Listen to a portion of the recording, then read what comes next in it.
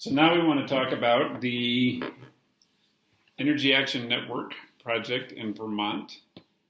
I started with that work with my colleagues at Growing Edge Partners and the folks at Maverick Lloyd Foundation back in 2009, that exploration, the whole systems mapping process, leverage point identification, coming up with a comprehensive energy plan for the state of Vermont in renewable energy in 2010, 2011. So what you've been working on with them recently, starting last year, 2017, is revisiting, now that they have, because when we finished the process, they had a creation of a network and an executive director came on board, and that person was there for a few years and has now left.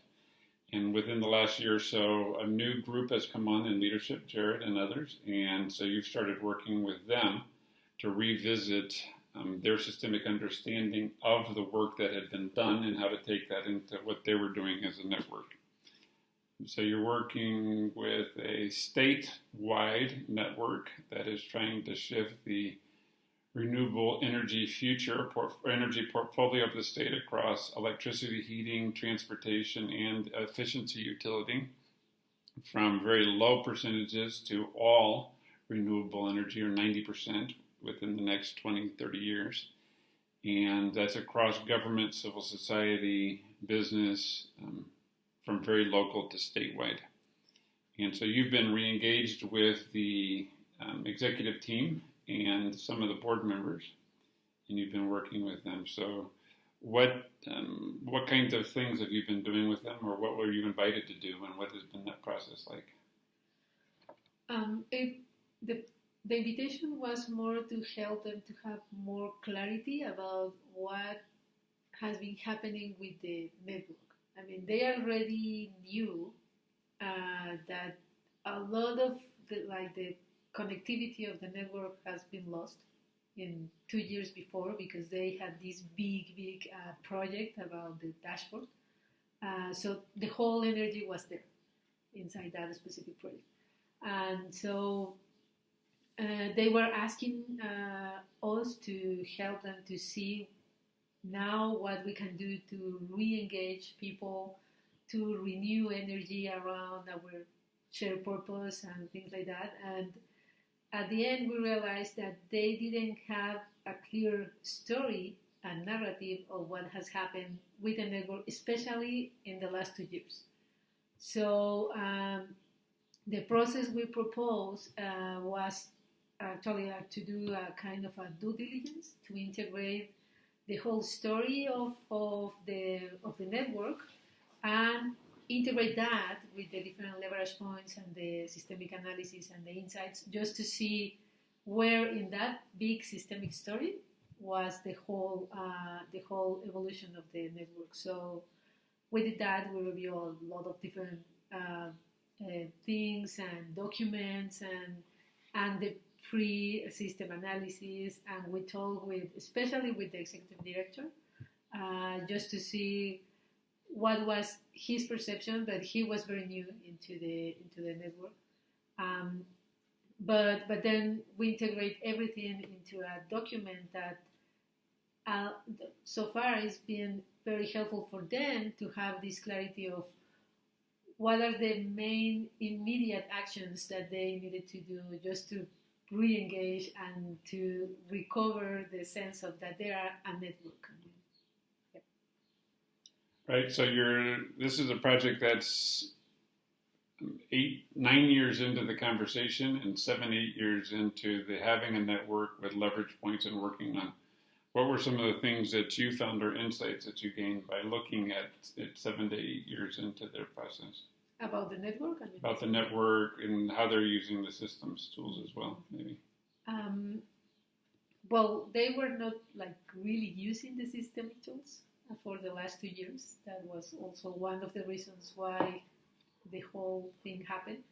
And but one thing that was very important in the whole process of integrating the whole story is that for the leverage points that they had at the very beginning, they were one, that they were doing something completely different. And the other 3, they were having half of the focus that they were supposed to be doing. So that was like enough evidence to say that, okay, if you don't do that and rearrange the whole leverage points around what it was at the very beginning, the insight that you needed to be focusing there, then it's going to be very difficult to really get into this big deep share purpose. But that was like one big one. And the other one is that there was no one since they were a network, there was no one really focusing on the governance structure of the network in any way. So that was another thing that is very important for the network to have people that is aware and is having conversation of what is the governance that is right for the network in a specific moment of evolution of the network. Because when people came in and you have new participants and you have maybe a new working group or cross-pollination of everything, so you need to have a very clear idea of what is the governance and how people is going to be related to each other. So they didn't have that also in any way. Right, so here you were working in this, assessing where they were and working with them to see that. One is how systemic is our understanding, or how much are we working with the systemic understanding? One, as a whole network, and of what had been done, and there was very little of that, and how could that be brought in? Two was that the initially identified leverage points through that collective collaborative process, that the groups had started to act on their own and weren't working as clearly as a system working systemically together, and that they could, and that they had ended up in smaller areas than they could, had been initially identified. And you developed a new tool that we highlighted and will connect to in the database or the knowledge base to innovations in practice of showing them this was the leverage point area that had been identified in the system that covered all these areas. And this is what you're focusing on. That's a small set of that, or maybe even in a different area of the map. And that the pieces, the leverage points that had been identified were still relevant. So it's not that they had done that work and moved on, that they had focused more narrowly and that those leverage points were still relevant. And there was a nice graphical way that you evolved that. And then also, what does it mean to take on governance? And there's a lot of the other work that you've been doing that's also in the knowledge base on cancer-free economy and some of these other networks of what is the governance model that can be taken up. And so you've started doing some of that work with them as well. Are there any other insights that you've seen so far in this? I mean, you're early into that work with them, but any other insights or for yourself or for the group on taking up something and a new generation of leadership coming in and taking up a network?